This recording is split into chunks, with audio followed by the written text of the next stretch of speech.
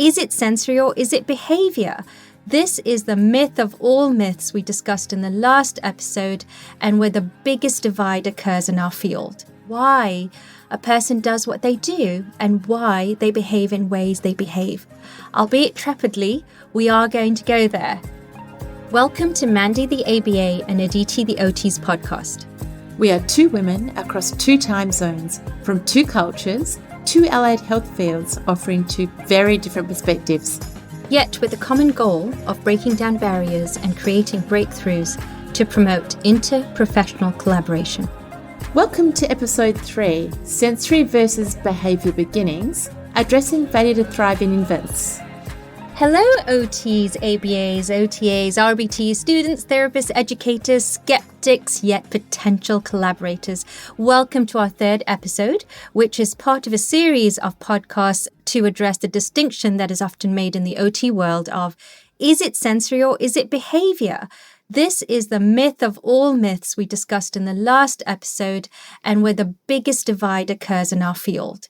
It's large, it's complex, and we're going to take it slowly. We will cover aspects of this issue in a number of episodes, as well as later having input from both behavior analysts and OTs on the subject of understanding why a person does what they do and why they behave in ways they behave.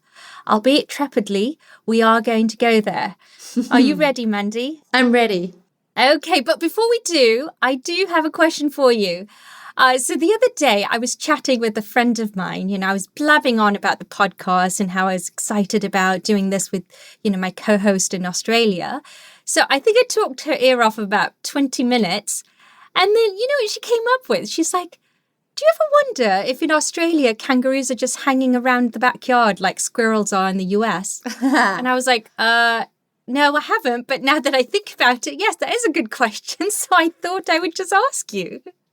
Yeah, talking about myths, I guess this is one of the greatest myths that, Americans have about Australians or Australia, and that is that we have kangaroos just hopping down the street. But I think we've probably done ourselves an injustice in that there's lots of movies and, cartoons and jokes about that. But, I think it's honestly something that people think.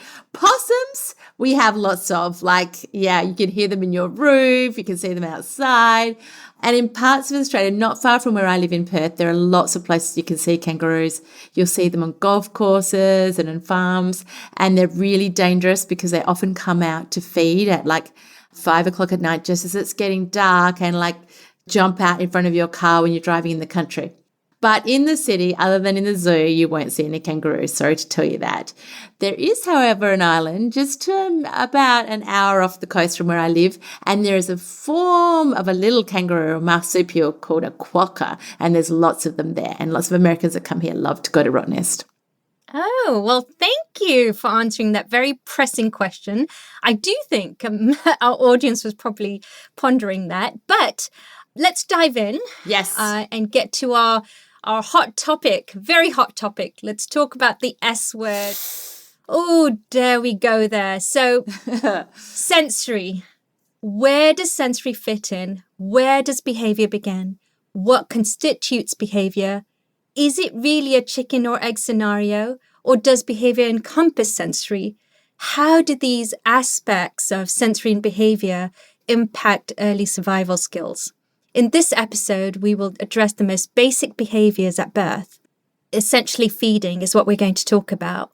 We will analyze the sensory and behavioral components at the very basic survival level, all the way up to when awareness begins. The takeaway from this episode will be a really essential guide where we apply these sensory and behavioral strategies to address early feeding in babies with failure to thrive diagnosis, which will also include an applicable glossary of terms for OTs and ABAs. I'm really excited about this takeaway because I think it'll be really useful for therapists on both sides. So before we get any further, I do want to give a nice shout out to an OT by the name of Margo B. Holm. She is actually an OT professor at University of Pittsburgh, and she wrote an article in 2000 called Our Mandate for the New Millennium. In this article, she examined the strength of the evidence associated with OT interventions, dilemmas around limited evidence, and proposed a framework to advance the competency of evidence-based practice. I really, really like this article. It so spoke to me, and I would urge every OT to read this article, as it really places the responsibility on us, each and every individual OT, to take the initiative to really show the world how valuable our service is and that what we do really does work. That's where we are in the OT state of affairs right now, and I think this article really addresses it. All right, so now that I've got the shout out of the way, Mandy, where should we start? Well, let's start at the very beginning, almost at the very beginning, at birth. One of the earliest behaviours that babies display is suckling. And Aditi, you have a story to share with us. Many of us can relate to this, a story of early feeding challenges with one of your children. Can you share? Oh, goodness. Starting this, it takes me back to a very stressful time in my life. Tristan is my second born, and he was born full term, 6 pounds. Actually, my other children were 9 pounds. So I was like, where's the rest of this child? He was underweight in my mind. And, very healthy, no challenges at birth. But he just didn't feed well. He latched on, was breastfeeding fine. We consulted a lactation specialist. Everything looked good, wasn't tongue-tied. Yet his quantity or intake was just lower. And we found this out initially because, when you go back for baby checkups, they measure the weight. And his weight was just not increasing at the celebration level of typical babies. So I was breastfeeding, so there's no way for me to know how much he was taking in, but I could tell that he would refuse feeding very shortly after starting. And I just thought it was a bit odd. So when we realized that he wasn't gaining weight, it was very harrowing for me. I can't tell you how stressful it was, because as a mum, your intuition is to feed your baby. And that's just what we're born to do. That's just nature. And I couldn't do that one thing, which was feed my baby. And of course, knowing what I know about child development, I was thinking about the implications of, how this would impact him further down the road. And so it was a really hard time. But what I did, being an OT, obviously, I made sure that I ruled out all medical facets to this problem. So I made sure that, I talked to the lactation consultants. I talked to the pediatrician about him being tongue-tied. That was not an issue. Then we went through a series of tests of upper GI to determine if there's anything that was inhibiting his ability to intake food. That was not an issue. We also did a gastric emptying to see, was it not emptying fast enough? And that's why he wasn't taking in food. Well, none of those tests were conclusive to there being a problem. The other aspect was Tristan was a very happy baby. I mean, every doctor I took him to, they would just look at me and go, why are you worried?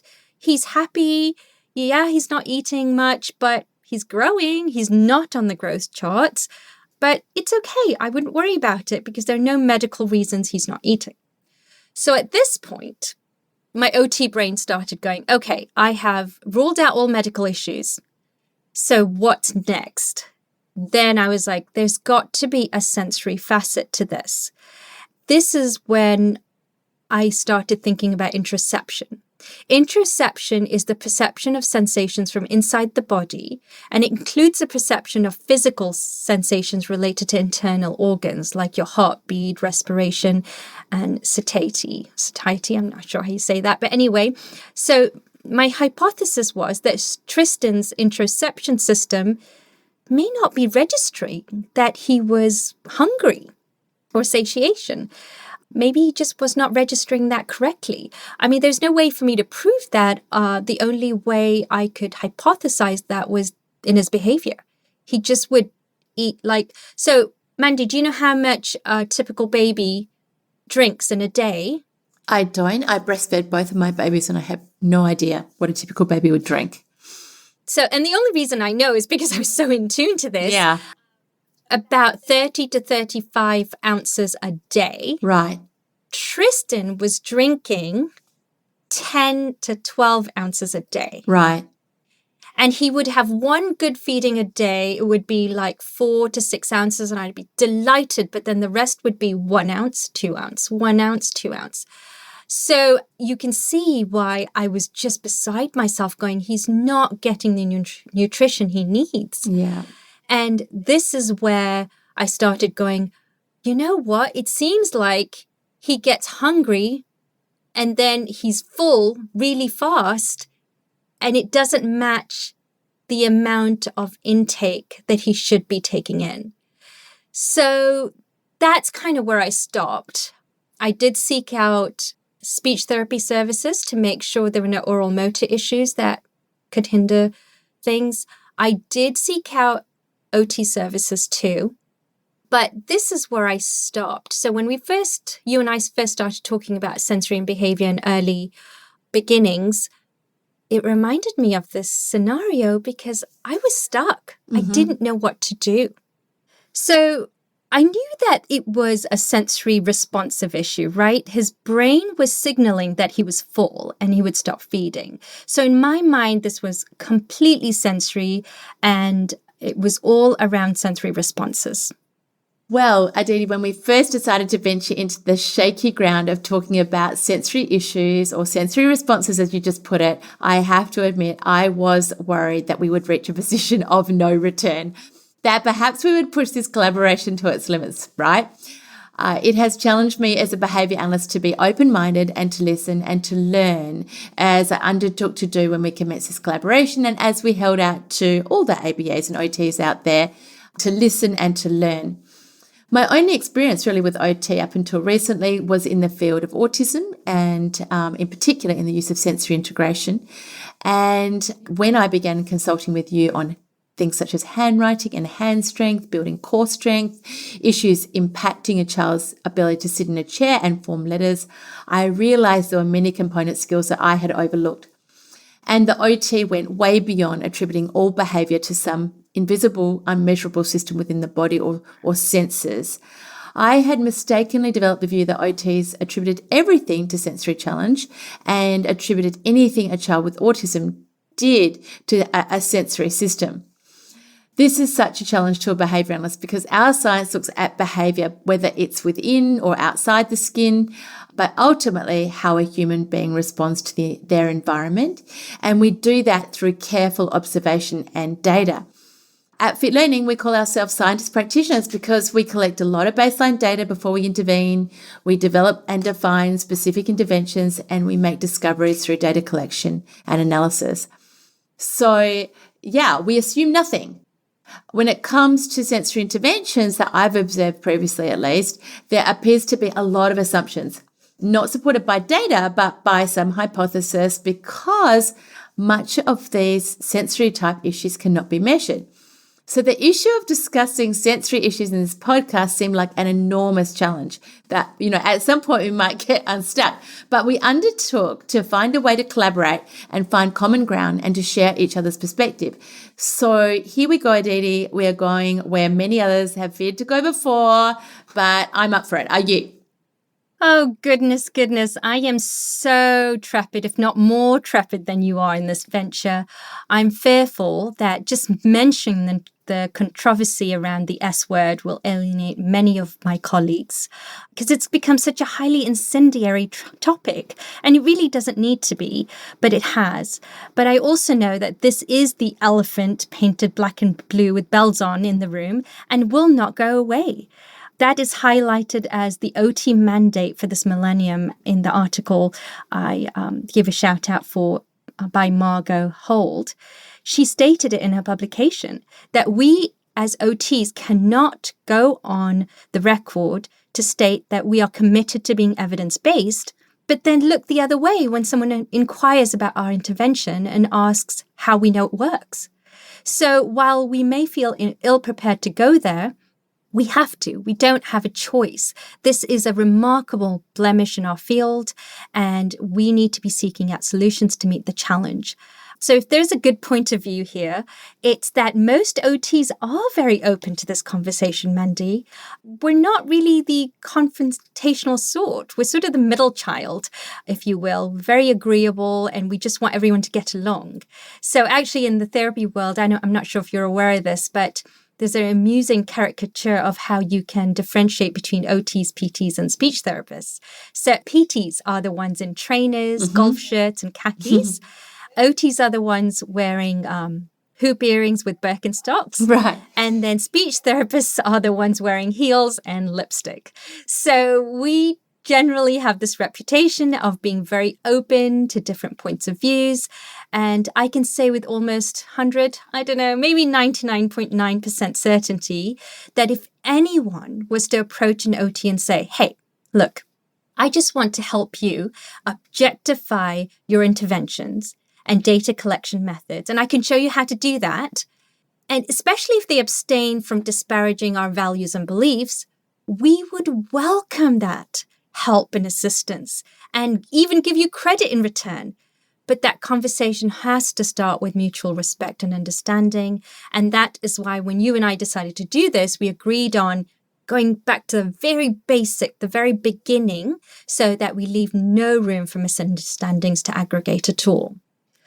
So one aspect I've realized over a year or so is that there is this chatter amongst OTs, in the US at least, that there's a need to differentiate between sensory and behavior. There are countless articles, CEU courses aimed just to do that. And the topic is always sensory versus behavior, like that chicken and egg scenario.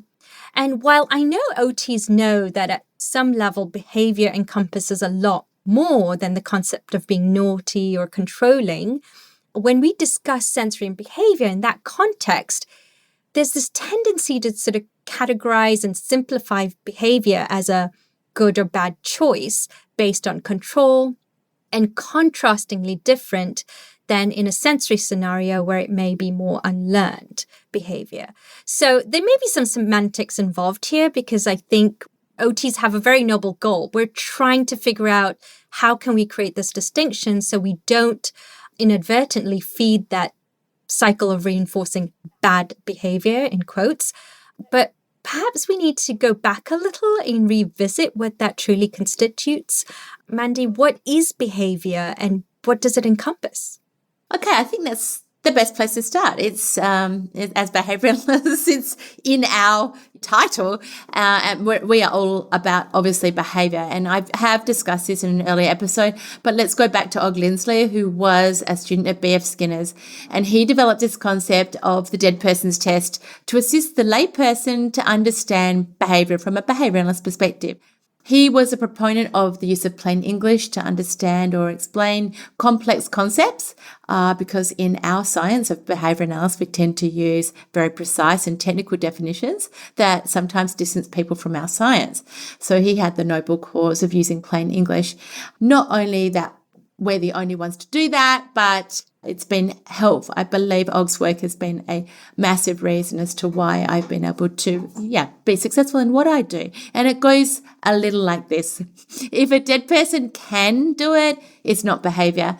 If a dead person can't do it, it is behavior. Pretty simple test. In other words, things like laying still, falling downstairs, being non-compliant, sitting in a chair, they are not behavior, because a dead person can do them. So then, does volition or choice not come into play here? Because I can choose to lay still, I can choose to fall down the stairs, or I can choose not to follow directions and comply. So is that not considered behavior? Like my thinking and my cognitive process, is that not behavioral? Absolutely. And this is a common misunderstanding for people outside of our field, that we don't take into account things that you can't see, like emotion or speaking to yourself, but things like making a choice or talking to yourself, listening to yourself speak, either vocally or subvocally, even watching someone else do something, learning a rule. All of those things are things a dead person cannot do, and therefore they are behavior from a behavior analyst perspective. Ultimately, a behavior analyst attributes what a human does to genetics, the person's history, and their current environment, with some behaviors being those a human being is born with, and everything else being acquired through a process of learning and what we call operant learning. This occurs from a person interacting with their environment, and of course, a human being starts to interact with their environment from the very first time they're conceived. But let's just start at birth. So from birth, we can observe behaviors that need, no interaction with the environment to be able to do them or learn them, such as breathing and suckling, response to touch, response to sound, light, what you might call, responding to the senses, survival mechanisms, or reflexes. Perfect. Thank you for clarifying that. No, that makes sense. So I think we're in agreement so far that right out of the womb, the infant would possess some sort of internal genetic material, which I would call like sensory characteristics too, which would influence the quality of their interactions. Yeah. I mean, I think we're using different terminologies, but we are saying the same things. There are the body's sensory systems, both within the skin or internal and external, all of which a dead person can't do, and therefore we consider to be behavior. The commonly referred to external systems being taste and touch, sight, sound, smell, and then proprioceptive, vestibular, and more recently, as you spoke of earlier, this sense of interoception, or the ability to sense systems of things like hunger, heat, and thirst. Some scientists say that even this is a significant simplification of the system of senses. I saw some scientists publish that he has identified 33 different senses in systems in the body, and we continue to discover through research the complexity of our body to sense responses to environmental change.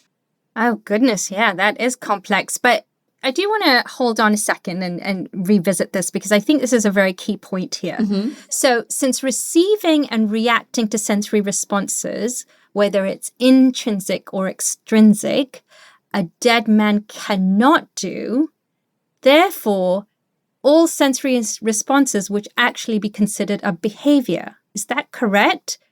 Yeah, that's right. I just wanted to clarify that, because that's something that OTs need to hold on to and we need to circle back to.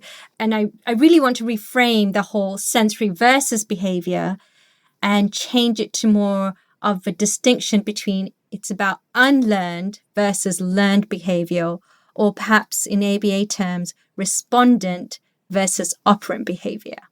Yeah, so in another episode, we are going to examine in a lot greater detail these topics of behaviors, what a baby does not need any prior learning to engage in, and then how a baby learns, the process by which behavior is acquired or lost from a behavior analyst perspective, what strengthens or weakens those behaviors. So, these early behaviors seem like a very good place to start.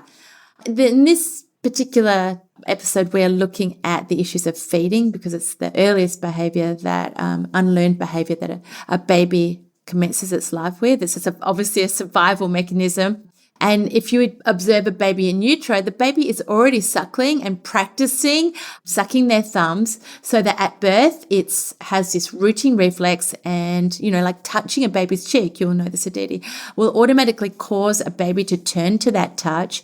This is an automatic, unlearned behavior, turning their head in an arc to seek out a nipple, either a bottle or a breast.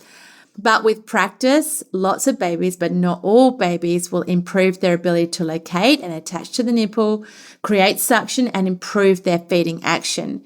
So coordinating sucking and the action of the tongue, sucking, breathing, and swallowing is a really complicated process. I know this because my daughter had a complete fusion of her tongue to the floor of her mouth. So I had to learn a lot about that process. And for any of us, who've had those kind of feeding difficulties, we're only too aware how some babies do not learn as well as others for a variety of reasons.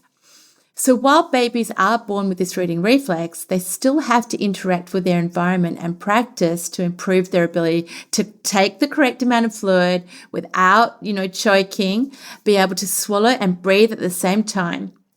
So far, Aditi, are we in agreement to this point? Oh, absolutely. Yes. I mean, we don't refute that those early experiences are so important for survival and overall skill development.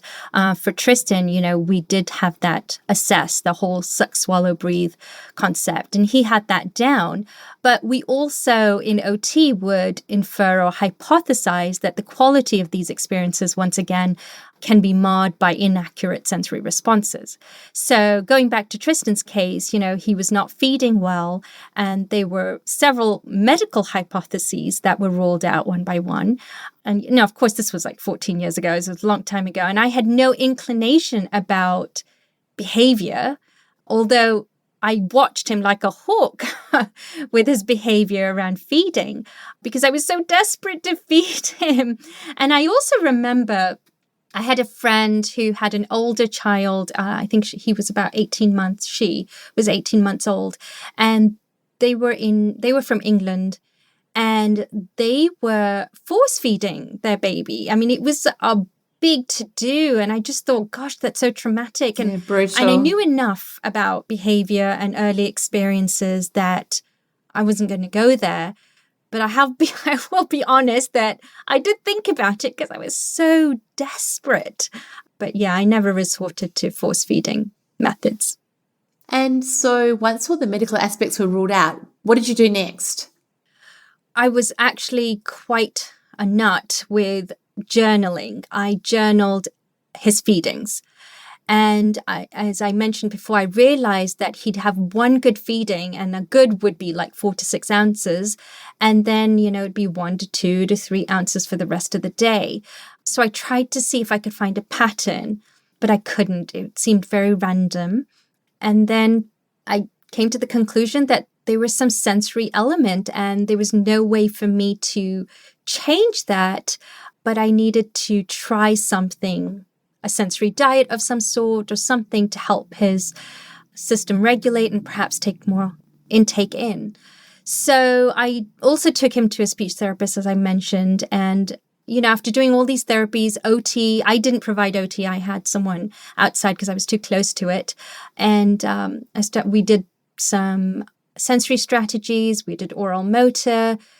But I saw no results in 3 months other than making myself insane. I was so fixated on the quantity of intake. And I knew that was not making me a good mum. But yeah, I kept trying these sensory diets and oral motor plans for feeding. Yeah. And what did they look like and what were they designed to do? So, my hypothesis was that he was not getting that hunger fall cycle. It was not being recognized by his brain. And I also hypothesized that possibly he was dysregulated, like something in the environment was not conducive to his feeding. So I started thinking, well, I could try doing music to sort of create a very warm and inviting environment for feeding. I could also maybe do some massage for proprioceptive input, swaddle him really tight when I'm feeding him, try white noise. These are just some sensory strategies that I thought about. And, I did it for about a week. And yeah, I'm sure I didn't do it long enough that I know that's one of the issues. But I think he was 9 months old at that point, and I just gave up, Mandy. Yeah. I was just defeated. I was like, nothing's working.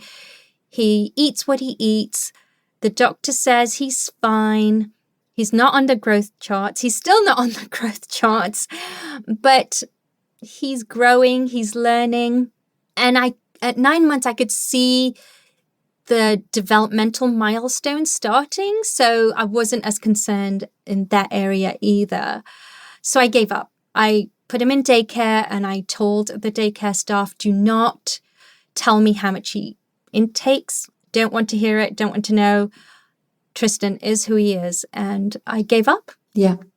I do remember, when we started talking about this, you and I were pondering feeding and the behavioral and sensory aspects. And I do remember you sharing an article with me, which I was reading it and I was like, gosh, if someone had given me these strategies when I was struggling with Tristan, it would have been priceless because it was a behavioral intervention for feeding for children with failure to thrive, which is what Tristan was diagnosed with. But in this study, I know the infants were very severe. They were on that brink of life and death sort of situation. I think it was music they used to impact feeding, right, Mandy? What were the details? Yeah, it was a multi-element design. It was, I guess, I just want to talk a little bit there, Aditi, about this hypothesis you had developed that, there was something because you hadn't observed anything in the environment that was or could account for anything in Tristan's medical makeup that accounted that, you assumed there was something sensory occurring. And I think, that's where behaviour analysts kind of get stuck. And that is, if you can't observe it and you can't measure it, what can you do? Well, you can develop a hypothesis and then test that hypothesis.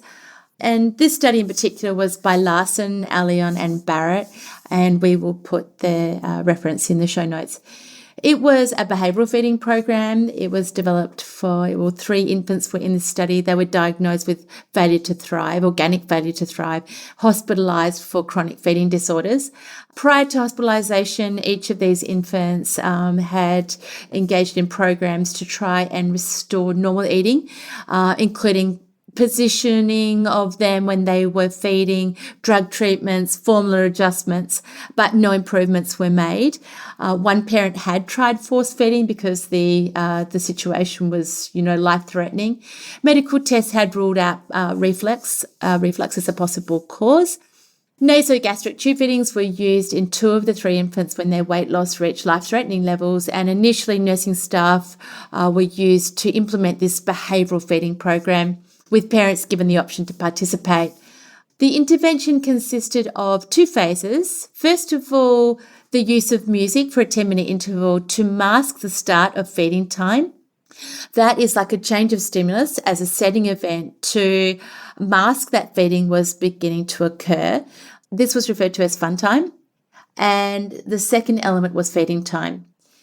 So the fun time would begin, the music would commence, the mother would or nurse would engage in pleasant social interaction and touch with the baby.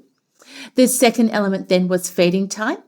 And if the infant refused food or emitted a gag or vomit reflex, a rest period was invoked, the music was turned off, and the baby was placed in its crib for 3 minutes.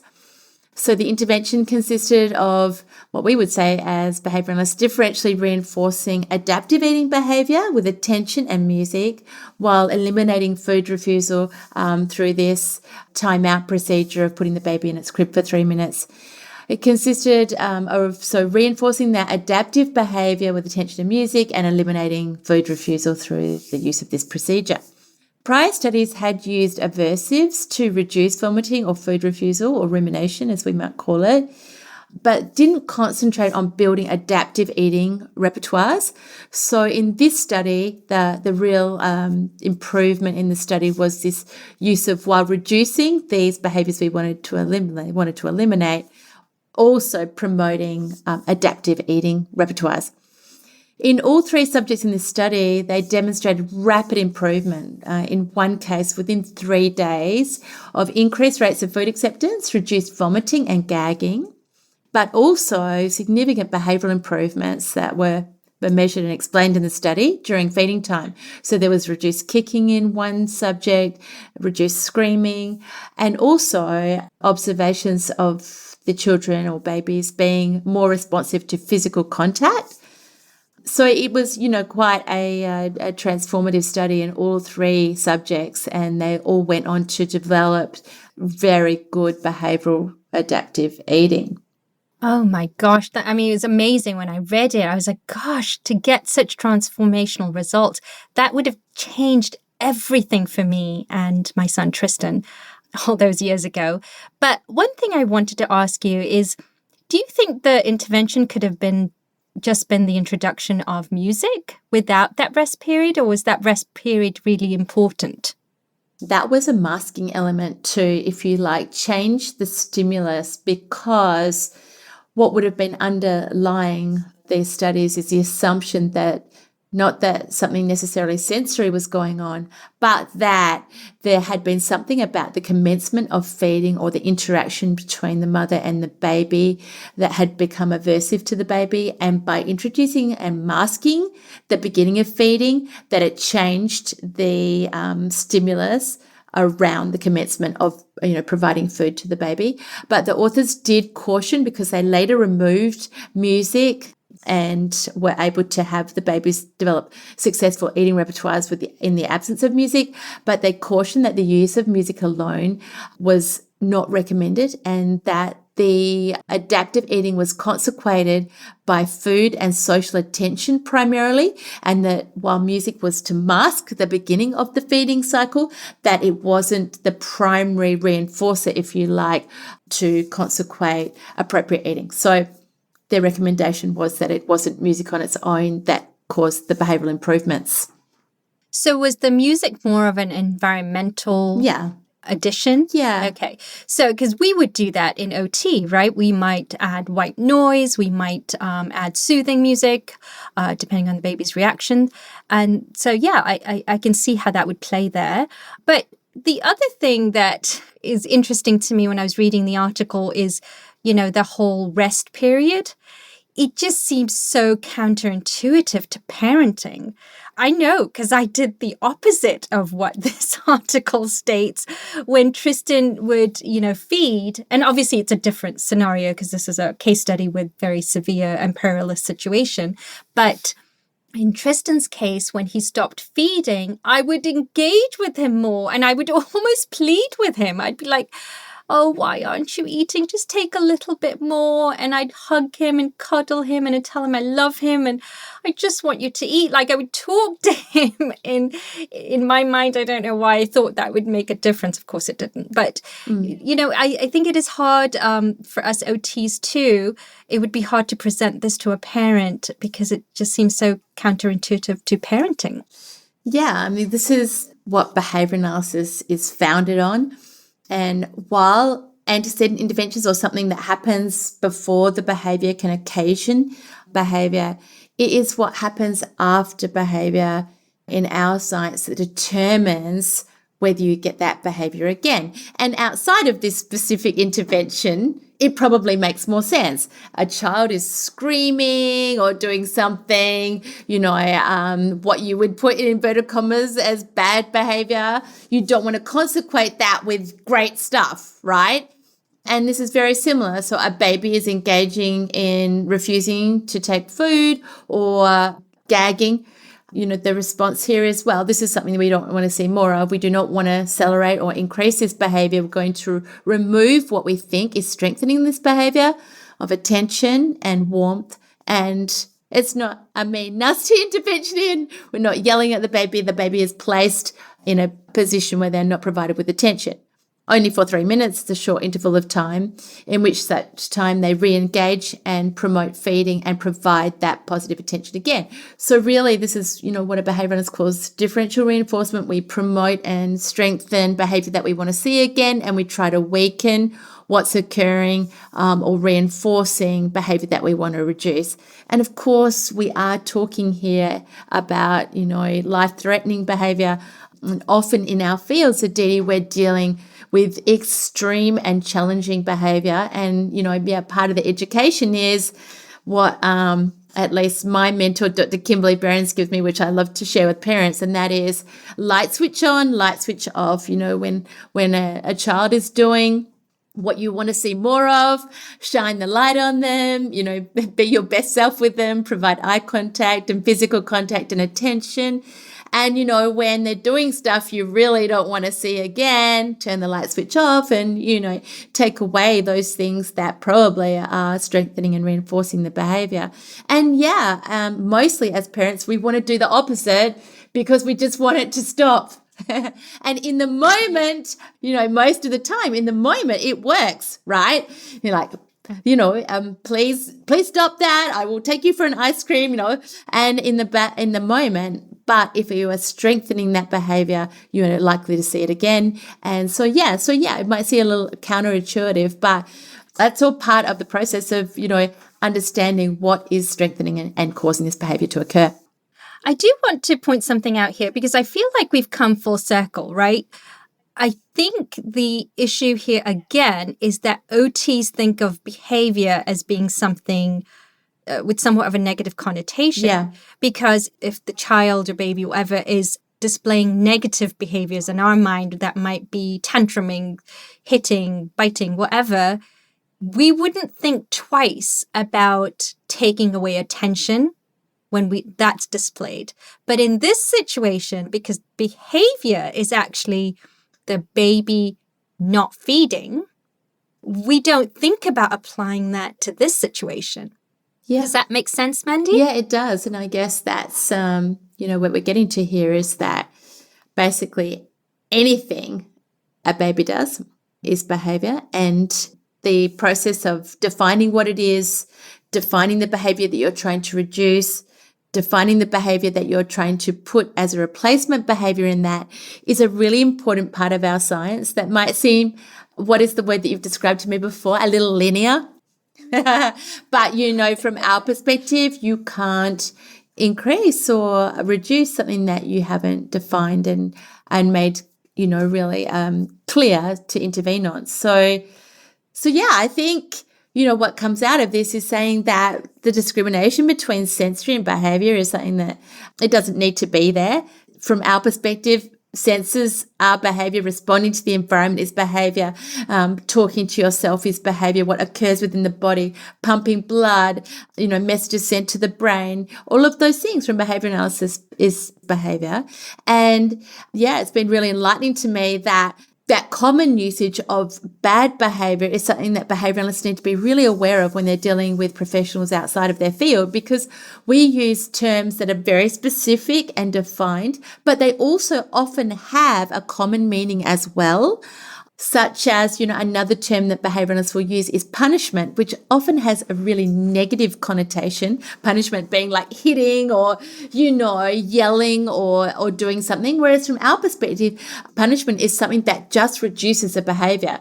This is one of those common terms that is used by an OT that I think behavioralists need to be very aware of and make sure that we're clear that from our perspective, we don't ignore senses. We do look at things within the skin. We do take all of that into account. It's just that some of it is really hard to measure, and we care deeply about measurement and looking at response to intervention, etc. So, yeah. Well, I think we're going to talk a lot about that in our next episode. We're really going to, I think our next sensory versus behavior series talks about, do you see what I see? Where we discuss the key components of sensory and behavior and apply it to early learning in children. I think we're going to unravel all that. But I do want to chat a little bit more here about the key takeaway. It's really about coming up with a sensory behavioral approach to develop a hypothesis, right? So in this case with the baby, an infant who is in failure to thrive, as an OT, I may hypothesize that the baby is not getting enough proprioceptive input, for example, and I might develop a sensory diet or intervention of providing massage before feedings because I want to increase the behavior of feedings, right? That's the behavior I want to increase. And then I would take baseline data on the quantity of intake for 3-4 days before implementing that intervention, and then take it after the intervention for a few days so I can show that it's actually working. This sort of sensory behavioral model will enable me as an OT to really describe the intervention that I took on so that it could be replicated if it needs to be, and I can show that it works. And that would be achieving the OT mandate for this millennium, where we really show what we do and show that it works. So I think this is a really nice holistic information that we've put together, especially in our key takeaway that we will be sharing in our show notes. So please do check out our show notes, as this guide will specifically address failure to thrive diagnosis. We will also provide references to various other studies that are applicable. And of course, remember, we do have a glossary of terms applicable for OT and ABA so that we are using that common language and have a common understanding. Mandy, did you want to add anything else for the key takeaways? I think only that distinction of sensory versus behavior doesn't make sense because it's all behavior from our perspective. But I am excited by your openness to measuring what you're doing, because I can't imagine, I hope there isn't out there a behavior analyst that if a parent came to them and said, I want to trial this intervention that an OT is recommending, that if we could define the intervention and the behavior that we were attempting to increase or reduce, that a behavior analyst would not be prepared to trial that intervention and measure its effectiveness. That is who we are. And it's not for us to judge what the intervention is, or, and if there is no, empirical evidence to validate it, as behavior analysts, not only do we have the ability, but we actually have the responsibility to take input from clients and measure the outcome. And that's what I think the key takeaway is. And that, as behavior analysts, we look at things within and outside the skin. That's often a misunderstanding of our field, so that things as hearing and seeing or a heart beating is all behavior from our perspective. And when it comes to a therapist attributing something to a sensory system, it's often a hypothesis that can be tested by measuring the intervention that you propose to address the underlying cause, and then measure the outcome. So we kind of finish this on real high, Aditi, that we can work together from two opposing fields and, measure the effectiveness of recommendations.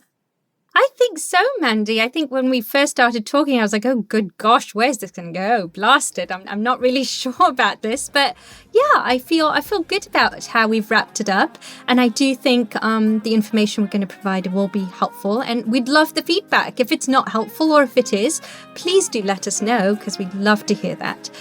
Thank you for listening. And lovely Mandy, have a lovely week. And I will catch up with you later.